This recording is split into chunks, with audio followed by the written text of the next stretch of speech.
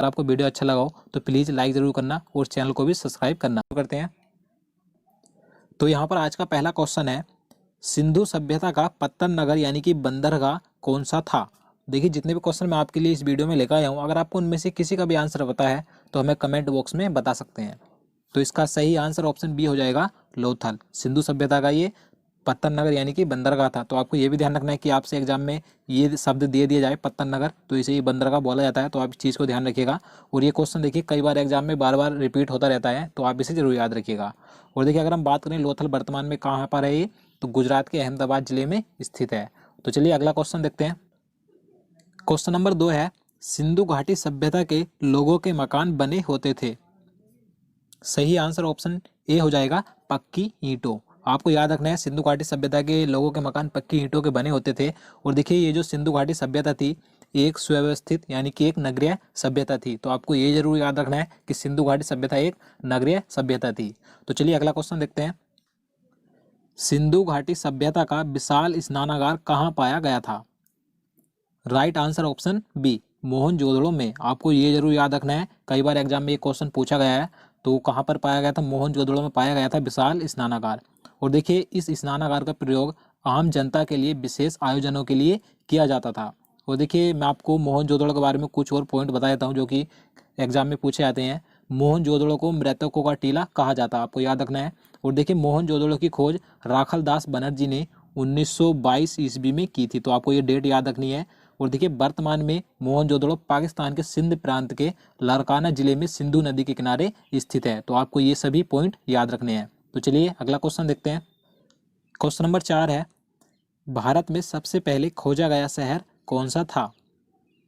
Right answer option A, Harappa. Bharat में खोजा गया सबसे पहला शहर था हड़प्पा, आपको याद रखना है। और देखिए, इसकी खोज दयाराम साहनी ने 1921 ईस्वी में की थी। तो आपको ये डेट याद रखनी है। तो चलिए नेक्स्ट क्वेश्चन देखते हैं। मोहनजोदड़ो में सबसे बड़ा भवन कौन सा है। राइट आंसर ऑप्शन बी, अन्नागार। देखिए, इससे पहले मैं आपको मोहनजोदड़ो के बारे में एक क्वेश्चन करवा चुका हूँ कि जो विशाल स्नानागार पाया गया था मोहनजोदड़ो में पाया गया था। लेकिन इस क्वेश्चन में पूछा गया है कि मोहनजोदड़ो में सबसे बड़ा भवन कौन सा था। तो आपको याद रखना है अन्नागार। ये मोहनजोदड़ो की सबसे बड़ी इमारत थी। तो चलिए नेक्स्ट क्वेश्चन देखते हैं। क्वेश्चन नंबर 6 है, मानव द्वारा उपयोग की गई पहली धातु कौन सी थी। सही आंसर ऑप्शन सी हो जाएगा, तांबा। आप सभी को पता भी होगा, काफी आसान क्वेश्चन है ये। तो तांबा सबसे पहले उपयोग की गई धातु थी मानव के द्वारा। तो चलिए नेक्स्ट क्वेश्चन देखते हैं। वर्तमान में कालीबंगन या कालीबंगा कहाँ स्थित है।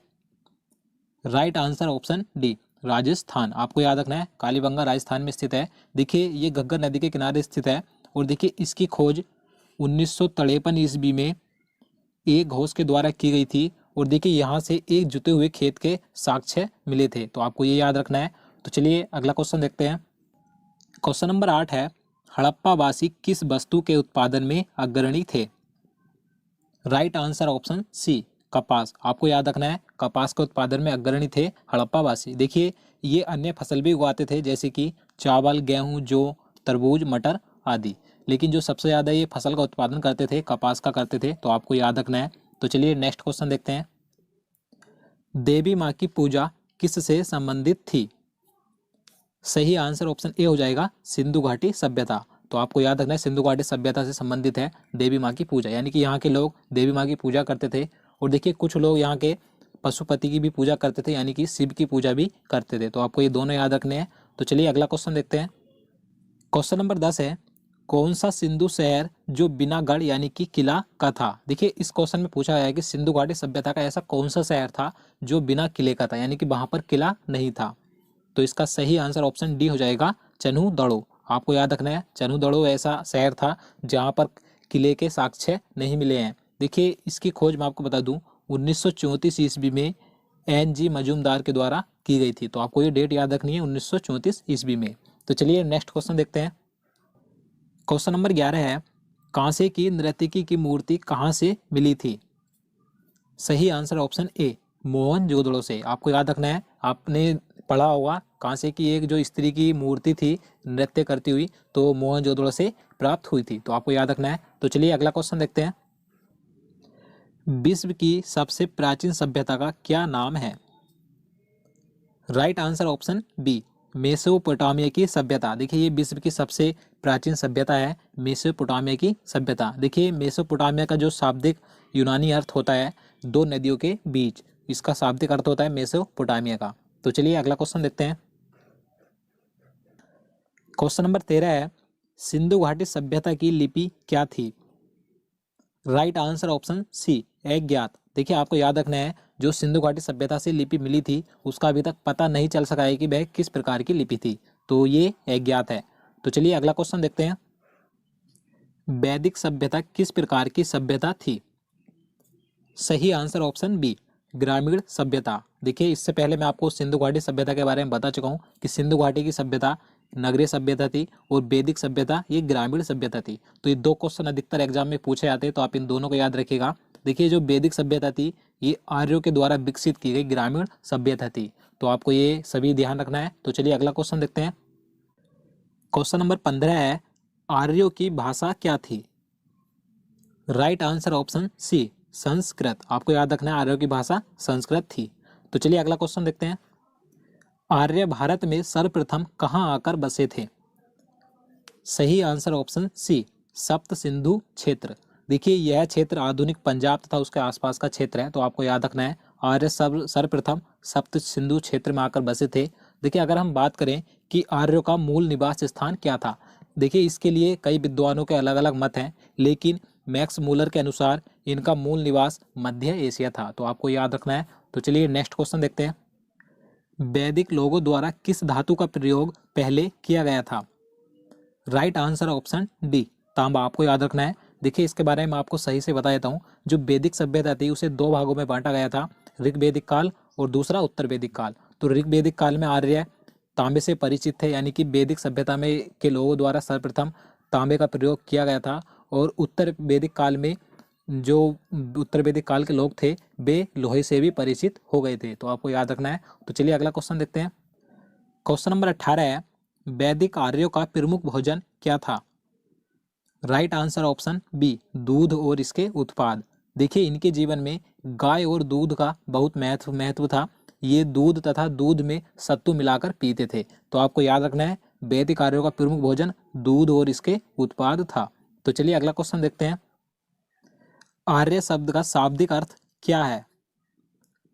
सही आंसर ऑप्शन बी, श्रेष्ठ या कुलीन। तो आपको याद रखना है आर्य शब्द का जो शाब्दिक अर्थ होता है श्रेष्ठ या कुलीन होता है। तो नेक्स्ट क्वेश्चन देखते हैं। क्वेश्चन नंबर 20 है, ऋग्वैदिक आर्यों का मुख्य व्यवसाय क्या था? सही आंसर ऑप्शन सी, पशुपालन। आपको याद रखना है। देखिए मैं आपको बता चुका हूँ जो वैदिक सभ्यता थी इसे दो भागों में बांटा गया था, ऋग्वैदिक काल और उत्तर वैदिक काल। तो ऋग्वैदिक काल के जो आर्य थे उनका मुख्य व्यवसाय पशुपालन था। तो चलिए अगला क्वेश्चन देखते हैं। प्रसिद्ध गायत्री मंत्र किससे लिया गया है? Right answer option D, Rigveda. देखिए आप सभी को पता भी होगा, ये क्वेश्चन कई बार एग्जाम में पूछा जाता है, तो आप इसे जरूर याद रखिएगा। देखिए ऋग्वेद के तीसरे मंडल से लिया गया है और यह सूर्य देवता को समर्पित है गायत्री मंत्र। और देखिए अगर हम बात करें ऋग्वेद में कुल 10 मंडल हैं और 1028 सूक्त हैं, और जो कुल वेदों की संख्या आप सभी को पता होगा 4 है। 4 वेद कौन कौन से हैं? यजुर्वेद, अथर्ववेद, सामवेद और ऋग्वेद। तो आप इन्हें याद रखिएगा। तो चलिए अगला क्वेश्चन देखते हैं। क्वेश्चन नंबर 22 है, सबसे प्राचीनतम वेद कौन सा है? Right answer option D, Rigveda. काफी आसान क्वेश्चन है ये। अगर हम बात करें सबसे बाद का वेद कौन सा है, तो सबसे बाद का वेद अथर्ववेद है और सबसे प्राचीनतम यानी कि सबसे पहला वेद ऋग्वेद है। तो आप इन दोनों को याद रखिएगा। तो चलिए अगला क्वेश्चन देखते हैं। पुराणों में सबसे प्राचीन एवं प्रमाणिक कौन सा पुराण है? सही आंसर ऑप्शन ए, मत्स्य पुराण। देखिए इसके बारे में आपको बता देता हूँ। देखिए भारतीय ऐतिहासिक कथाओं का क्रमबद्ध विवरण पुराणों से मिलता है, तो आप समझ गए होंगे। देखिए कुल पुराणों की संख्या 18 है, लेकिन इनमें से सिर्फ 5 ही पुराण ऐसे हैं जिनमें राजाओं की वंशावली पाई जाती है। तो चलिए अगला क्वेश्चन देखते हैं।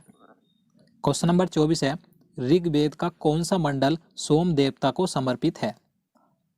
सही आंसर ऑप्शन ए हो जाएगा, नोवा मंडल। मैं आपको बता चुका हूँ जो ऋग्वेद में कुल मंडल हैं 10 हैं, तो इनमें से जो नोवा मंडल है ये सोम देवता को समर्पित है। तो आप इसे याद रखिए, कई बार एग्जाम में ये भी पूछा जाता है। तो चलिए अगला क्वेश्चन देखते हैं। किस वेद में बलि सूत्रों का जिक्र किया गया है? Right answer option A, Yajurveda. आपको याद रखना है बलि सूत्रों का जिक्र यजुर्वेद में किया गया है और अगर हम बात करें यहाँ पर अथर्ववेद की, अथर्ववेद में जादू टोनों से संबंधित है ये। और जो सामवेद है ये संगीत से संबंधित है। और ऋग्वेद ये प्रारंभिक कार्यों के विस्तार से संबंधित है। तो आप इन चारों को याद रखिएगा। तो दोस्तों आज के लिए इतना ही। उम्मीद करता हूँ आपको वीडियो पसंद आया होगा। अगर आपको वीडियो अच्छा लगा हो तो प्लीज़ लाइक ज़रूर करना और चैनल को भी सब्सक्राइब करना। और दोस्तों अगर आप हमारे पहले के सभी वीडियो देखना चाहते हैं तो आप हमारे चैनल में जाकर उन सभी वीडियो को देख सकते हैं। आपका आने वाले एग्जाम के लिए काफ़ी महत्वपूर्ण है। तो चलिए मिलते हैं नेक्स्ट वीडियो में, तब तक के लिए नमस्कार।